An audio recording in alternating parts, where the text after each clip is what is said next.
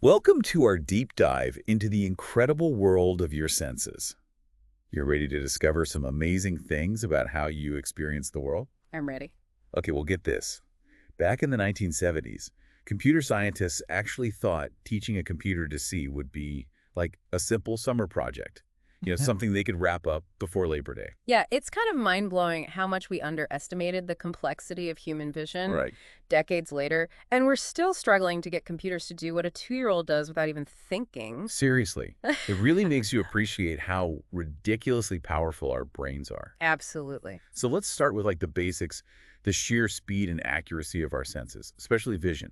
There's this test called the RSVP task where they flash images on a screen super fast for like a fraction of a second. And what's remarkable is that people can recognize those images flashed for as little as 100 milliseconds. 100 milliseconds. It's incredibly fast. So like barely a blink of an eye. It highlights just how efficient our visual system is at processing information. Think about how that translates to like your daily life. Yeah. Driving, having a conversation, even just walking down a busy street.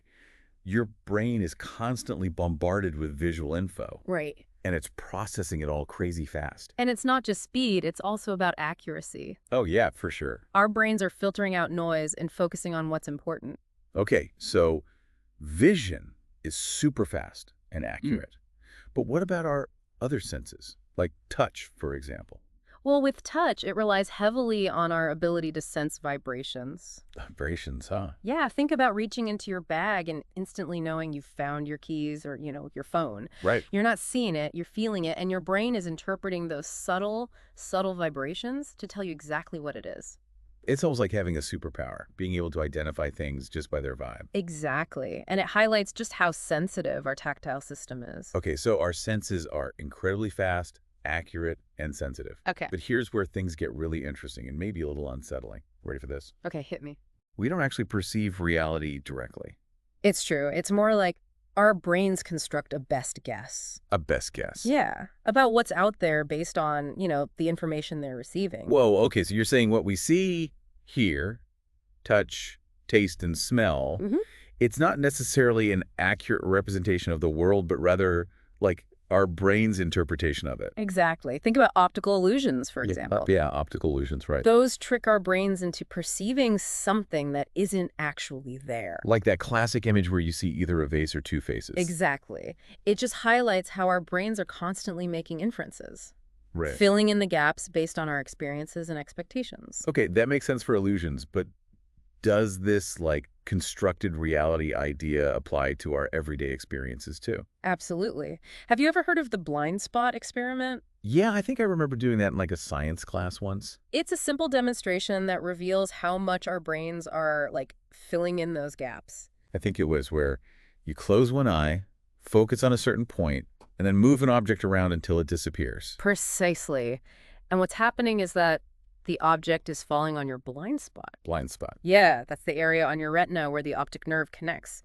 But you don't see a blank spot, do you? I don't know. Right. Your brain fills it in, with the surrounding background, creates a seamless visual experience. Wow, that's so freaky. So there's this whole part of my visual field that I'm not actually seeing, but my brain is just like making it up. What's even more mind-blowing is that we actually have many, many tiny blind spots. Wait, really? Yeah, all throughout our retinas. Ah. Because of the blood vessels, But our brains, they're so good at filling in those gaps that we don't even notice. That's both amazing and a little creepy at the same time. I mean, if our brains are constantly constructing our reality, how do we know what's real? Like, how can we trust our own senses? That is a profound question, and one that philosophers have grappled with for, centuries. But before we dive too deep into the philosophical side of things, let's take a closer look at how this sensory magic actually happens. Sounds good to me. Let's talk about, the biological hardware of our senses. Well, at the heart of it all are these amazing cells called neurons. Neurons. Yeah. Think of them as tiny electrical circuits, Okay. constantly firing off signals. So all the information from our senses, sights, sounds, smells, everything, it's all being converted into these electrical signals. Exactly. It's a process called transduction. Light, sound, pressure, chemicals, all different forms of energy get transformed into the same language. The same language. Yeah, neural impulses. It's like a universal code the brain can understand. So you're saying that the feeling of a soft blanket, the smell of freshly baked bread, and I don't know, some of my favorite song, they're all just different patterns of electrical signals in my brain. Precisely. And it's the brain's job to, interpret those patterns to make sense of all that information coming in. Okay, that's mind-blowing. But here's a question. If everything we experience is just electrical signals in our brains, how can we possibly have such a rich and diverse sensory experience? I mean, there are like infinite possibilities out there in the world. Well, that brings us to the amazing concept of neural patterns. It's not, one neuron per smell, for example. Right.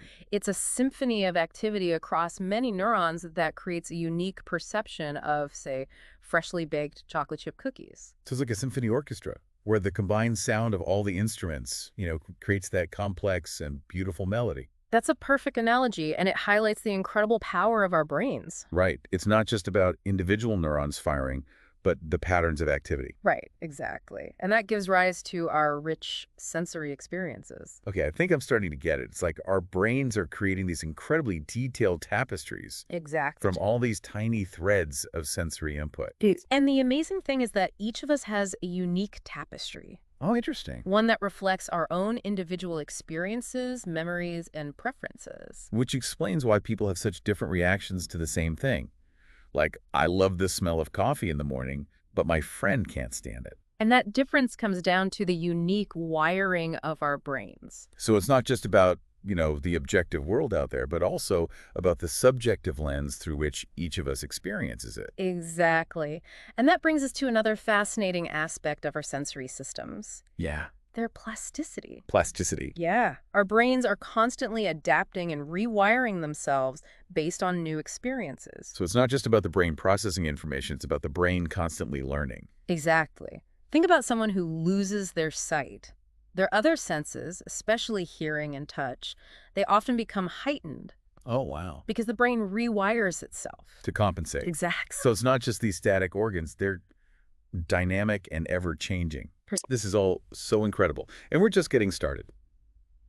Okay, so we've talked about how our senses are fast, accurate, and, constantly adapting. We've also touched on this mind-blowing idea that our perception of reality is like a construction of our brains.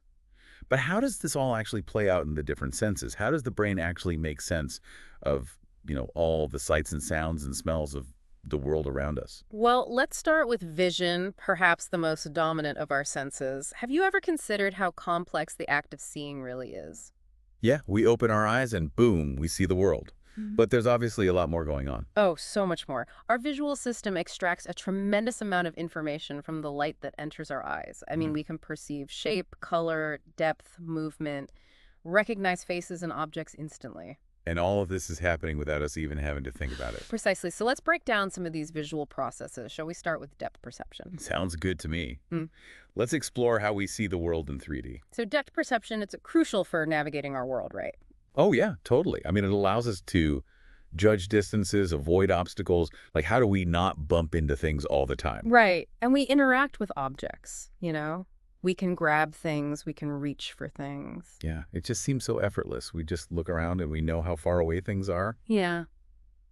But how does our brain actually do that? Well, it's this fascinating process that involves like a combination of cues. Yeah. Some of these cues are what we call ocular motor cues. Ocular motor, huh? Yeah, meaning they rely on how our eyes move. For example, when we focus on something close up, Yeah. our eyes, they converge. Converge. Yeah, they kind of turn inward toward each other. Oh, yeah. I've noticed that. Like, when I'm reading a book, my eyes feel like they're almost crossing. Exactly. And the closer the object is, the more your eyes converge. And your brain, it uses that information as like a cue for distance. So it's like an internal measuring stick, kind of. Exactly. Our brains are constantly monitoring the position of our eyes to help us judge distances. That's pretty cool. Yeah. Are there other ocular motor cues besides convergence? There's also accommodation. Remember how we talked about like the lens in our eye changing shape? Yeah, to focus. Yeah, to focus on objects at different distances. Well, your brain, it receives feedback on how much the lens is flexing. And it uses that information as another depth cue. So it's not just the image on the retina, Right. but the physical actions of our eyes Exactly. that contribute to like our perception of depth. That's fascinating. And then we have stereopsis. Stereopsis. Yeah, which is a really powerful depth cue, and it relies on the fact that we have two eyes, Right, two eyes. each providing a slightly different view of the world. Oh, stereopsis. Yeah. That's the principle behind those old school 3D glasses, right? Exactly. They create the illusion of depth by presenting like slightly different images to each eye. Exactly. And in real life, our brains are constantly comparing those two images. They're looking for discrepancies or what we call disparities. Disparity. Yeah, So the more disparity there is between the images from each eye, the closer the object must be. you got it. It's like our brains are doing this constant triangulation. Triangulation. Yeah, using the differences between those two images to calculate the distance. And this works really well for things that are, relatively close to us. But what about things that are farther away? Does stereopsis still work for those? For distances beyond about 10 meters, stereopsis becomes less reliable. But don't worry, our brains have other tricks up their sleeves. Okay, good. They can use a whole suite of cues that we call pictorial cues. Pictorial cues. Yeah, because they're the same cues that artists use to create a sense of depth in, paintings and drawings. Oh, that's interesting. So our brains are like little artists using those cues to create this 3D representation of the world. Exactly. And these pictorial cues are incredibly powerful. One of the most basic ones is occlusion. Occlusion. Yeah, like if one object partially blocks another, we know that the blocked object must be farther away. Right. Like if I see a tree partially blocking a house, I know the tree's closer to me than the house is. Exactly. And then there's relative size. If we see two objects that we know are roughly the same size, but one appears smaller, we infer that the smaller object is farther away. Like two cars on the road, right? The one that looks smaller is farther away. Uh-huh. Makes sense. Are there any other pictorial cues our brains use? There's also height in the field. Height in the field. Yeah, objects that are higher up in our visual field, they tend to be perceived as farther away. Okay, so like think about a landscape painting. The mountains in the distance appear higher up than the trees in the foreground. Exactly. And then there's linear perspective. Ah, linear perspective. That's like the classic converging lines, right? That create a vanishing point, like railroad tracks disappearing into the distance. Precisely. And we also have atmospheric perspective. Distant objects often appear hazy and bluish, Right, because of the atmosphere. Exactly. Think of like mountain ranges fading into the blue haze. So it's like our brains are using all these visual cues, like occlusion, relative size, height in the field, linear perspective, atmospheric perspective, Right. to create this like incredibly rich and detailed 3D representation of the world. And here's what's really fascinating. Our brains don't treat all these cues equally. They don't. No. They're constantly weighing the evidence, so to speak, and adjusting the recipe based on the available ingredients. So depending on the situation, certain cues might be more reliable than others. Exactly. For example, when we're looking at objects that are really close to us, those oculomotor cues like convergence and accommodation, those are highly reliable. But as distances increase, those cues become less informative, and the brain starts to rely more on those pictorial cues, like relative size, linear perspective. So it's this dynamic system, constantly adjusting itself Right. to give us the most accurate perception of depth. Precisely. That's wild. Mhm. And that's just depth perception. We haven't even touched on color vision, motion perception, object recognition. I know, right? There's so much more to explore in the realm of vision. My brain needs a break from depth perception for now, though. Simple. It's amazing to think about all the complex calculations our brains are doing without us even realizing it. It really is. But before we move on, I want to emphasize one key point about depth perception. Okay. It's not a passive process. We're not just sitting back letting the world wash over us. We're actively exploring our environment, Right. moving our heads, shifting our gaze, and using those movements to gather more information. Yeah, it's like our brains are constantly asking, okay, what happens if I move my head this way? Yeah. Does that object appear to move? How does that change my perception? Precisely. We're constantly testing and refining those perceptions. And that active engagement with the world, that's a crucial part of how we build our understanding. So it's not just about seeing, it's about actively exploring and interacting with the world through our vision. Exactly. And that's what allows us to build this rich and nuanced understanding of the 3D world. Okay, so we've explored depth perception, but what about color? How do we perceive all the vibrant hues of the world around us? Yeah. Color perception is another remarkable feat. And here's a mind-blowing fact. Color doesn't actually exist out there in the world. Wait, what? Are you saying colors are all in our heads? In a way, yes. Color is a perceptual experience created by our brains in response to different wavelengths of light. Okay, I'm intrigued. Explain more. So light from a source, like the sun, hits an object. Right. And some wavelengths are absorbed by the object while others are reflected. Okay. And those reflected wavelengths, those enter our eyes. Right. And they stimulate special light-sensitive cells called cones in our retinas. Yeah, we have like 3 types of cones, right? Exactly. Each sensitive to a different range of wavelength. Yeah. Short, medium, and long. You got it. Short cones are most sensitive to bluish wavelengths, medium cones to greenish, and long cones to reddish. But here's the key. Each cone type responds to a range of wavelengths, not just one specific color. So it's not like each cone is tuned to a single color, like red or green or blue. Right, exactly. It's more like a dimmer switch. A dimmer switch? Yeah, each cone type sending, a stronger or weaker signal depending on the wavelength it's hit with. So how does our brain actually, interpret these signals from the cones as color? The brain receives input from all 3 cone types, compares the relative activation of each cone, and then creates the perception of color. Based on that comparison. Right. It's like mixing paints, different combinations create the vast spectrum of colors that we perceive. Okay, I'm starting to, see the light, so to speak. Mm. But there's more to the story, right? Something about opponent process theory. Ah, yes. Opponent process theory. It explains why we see certain color combinations, but not others. It proposes that our color vision is organized in opposing pairs. Opposing pairs. Yeah, red versus green and blue versus yellow. So a cell can signal either red or green, Right. but not both at the same time. Same with blue and yellow. Precisely. It's like a seesaw. One color up, the other down. This explains those, crazy after images we sometimes experience. Oh, like that weird flag experiment Yeah? where you stare at a green, black, and yellow flag for a while, and then you look at a white wall and see red, white, and blue. Exactly. Staring at a color fatigues those cells. So when you look at a neutral background, you see the opposing color. It's like a rebound effect. That's so wild. It really highlights how our perception of color is like a construction of the brain. Precisely. And here's another fascinating aspect. Color constancy. Color constancy, what's that? It's this remarkable ability of our brains to perceive colors as relatively constant, even under different lighting conditions. Think about a banana, for example. Okay, yeah. It still looks yellow, whether you're looking at it under, incandescent light, fluorescent light, or natural sunlight. Yeah, that's true. But how is that possible? I mean, the wavelengths of light reflecting off the banana are changing, right? You're right, they are changing. But our brains are incredibly adaptable. They're really adaptable. They take into account, the overall color cast of the scene, the shadows, all these contextual clues to make their best guess about the true color of an object. So our brains are constantly, adjusting our perception of color. Exactly, and it's happening all the time, effortlessly. Wow.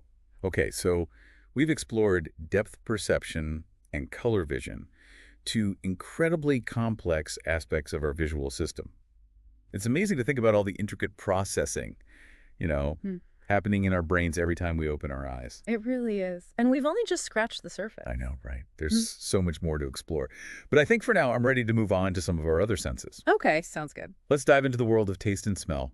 Okay, so taste and smell, they're often grouped together, right? Right, they're often considered the chemical senses. The chemical senses. Yeah, because they both involve detecting molecules. Yeah. In our food, in the air around us. And they're super intertwined too, right? Absolutely. They work together to create our perception of flavor. Which is why when you have a stuffy nose, food can taste so bland. Exactly. A lot of what we perceive as taste is actually coming from smell. Oh, wow. Okay, so let's break it down. What are the basic tastes that our tongues can detect? Well, traditionally, we've talked about 5 basic tastes. Sweet, sour, salty, bitter, and umami. Umami, right. That's the savory, meaty taste. Exactly. It comes from the detection of certain amino acids, like glutamate, which are found in protein-rich foods. Okay, so our tongues have these, taste receptors Right. that can detect these 5 basic tastes. But how does that information get to our brains? Well, those taste receptors send signals, Yeah. along nerves to the brain where they're interpreted as those distinct taste sensations. And those sensations are often linked to, very primal responses, right? Sweetness signals energy-rich foods, which our ancestors would have needed for survival. Exactly. And a bitterness often signaled potential toxins or poisons. So that would have triggered like an aversion response. And saltiness, on the other hand, that's crucial for our body's fluid balance. Right. So we have this natural craving for salty foods. So some of our taste preferences are basically hardwired based on what was important way back when. Right. But they're also shaped by, you know, our individual Oh, experiences yes, sure. and cultural influences. Think about spicy food, for example. Oh, spicy food. Some people love it, and others can't handle it at all. Exactly. It's a great example of how our taste preferences can change over time. That interplay between our biology and our experiences. Yeah, my spice tolerance has definitely increased over the years. I used to think black pepper was too spicy. That's funny. So we've talked about the basic tastes, how they're detected. But what about smell? How does that work? Well, smell or olfaction is often considered like our oldest sense. Even single-celled organisms have chemoreceptors. Chemoreceptors. Yeah, the Hmm. basic building blocks of smell. So even simple organisms could, sense chemicals in their environment. Exactly. And smell was probably our primary way of navigating the world, long before we developed eyes. Wow, so smell helped our ancestors find food, avoid danger? Absolutely. And even recognize potential mates. Wow, I never thought about it like that. But it makes sense. I mean, smell is all about detecting molecules in the air. Precisely. And speaking of molecules, here's another mind-blowing fact about smell. We have hundreds of different smell receptors. Hundreds? Yeah, each tuned to a specific type of molecule. That seems like a lot. It is. And it's this incredible diversity of receptors that allows us to distinguish between, thousands of different smells, from the fragrance of a rose to, I don't know, freshly brewed coffee. So each smell triggers, a unique combination of receptors, creating this distinct neural pattern Exactly. that our brain interprets. Right, and it's this, combinatorial power of smell that makes it such a rich and evocative sense. Okay, but here's something I've always wondered. How come some people can smell things that others can't? Yeah. Like, my friend swears she can smell when rain is coming. But I think she's just messing with me. Well, she might be onto something. Individual sensitivity to smells can vary a lot. And it's influenced by, both genetics and experience. Remember that androstenone molecule? The pig pheromone. Yes, the one that some people find, super strong and unpleasant, Right. while others don't smell it at all. And you said exposure to certain smells can actually change, our ability to detect them. That's right. If you've been exposed to androstenone regularly, you're more likely to be able to smell it. So our sense of smell can, adapt. Absolutely. It's not just about specific smells either. Pregnancy, hormonal changes, even aging, all these things can impact our ability to smell. That makes sense. When I was pregnant, everything smelled either amazing or disgusting. There was no in between. Yeah, pregnancy is a great example of how our sense of smell is really intertwined with, our hormones and our emotional states. Which makes sense when you think about smell being linked to the limbic system. Exactly. Yeah. The emotional center of the brain. Right. That's why certain smells can trigger such vivid memories. Yeah, like a whiff of your grandma's perfume can transport you back to childhood. Exactly. Or the smell of freshly cut grass. It just takes you right back to summer. Smell is such a powerful sense. It can really tap into our emotions. Okay, so we've explored vision, taste, and smell. Ready to dive into another sensory adventure? Always. Let's talk about hearing. Hearing, yes. The sense that connects us to the world of sound. From the gentle whisper of the wind to, I don't know, a symphony orchestra. It's all about vibrations, right? Right. Sound waves hitting our eardrums, Yes. setting off this chain reaction that ultimately reaches our brains. But our ears don't just detect those vibrations, right? Mm, They actually do, like a frequency analysis. you got it. It's like having a miniature sound lab built right into our heads. Wait, seriously. Huh? Our ears are doing math. Well, sort of. Deep inside our ears, there's this spiral-shaped organ called the cochlea. The cochlea. Yeah, and inside the cochlea are thousands of tiny hair cells, each tuned to a specific frequency. Oh, wow. So it's like a piano keyboard with different keys representing different frequencies? That's a great analogy. High-pitched sounds vibrate the hair cells at the base of the cochlea, Okay. while low-pitched sounds vibrate the hair cells at the apex, the top. I'm picturing this tiny piano keyboard in my ear right now. It's pretty amazing. And as those hair cells vibrate, they send signals along the auditory nerve to the brain. Where they're interpreted as different pitches. Exactly. So the brain is essentially decoding these patterns of neural activity Right. to create our perception of sound. And just like with vision, our auditory system is constantly making inferences Right, filling in those gaps. to create a seamless experience. Yeah. Speaking of seamless, how do we actually figure out where sounds are coming from? I mean, we have 2 ears, so it's got to be more than just hearing the sound itself. You're right. Our brains use several tricks to localize sound. One is interaural time difference. Interval time difference. Yeah, it's basically the slight delay between when a sound reaches each ear. So if a sound is coming from, like, my right side, it'll hit my right ear a tiny bit before my left ear. Exactly. And my brain uses that difference to figure out the direction. Precisely. And there's also intraoral level difference, the difference in loudness between the two ears. Right, because sounds are usually louder in the ear, closer to the source. Exactly. But there's another important factor, the shape of our ears. Wait, what? The shape of our ears. Yeah, those curves and folds, those actually help us determine the elevation of a sound, whether it's coming from above or below. How do our ears help us figure that out? It's all about how sound waves bounce off the different parts of our outer ears. Depending on the angle that a sound arrives from, it creates a unique pattern of reflections, and our brains can decode that pattern. So our ears are like acoustic fingerprints, Mm-hmm. helping us pinpoint those sounds in space. You got it.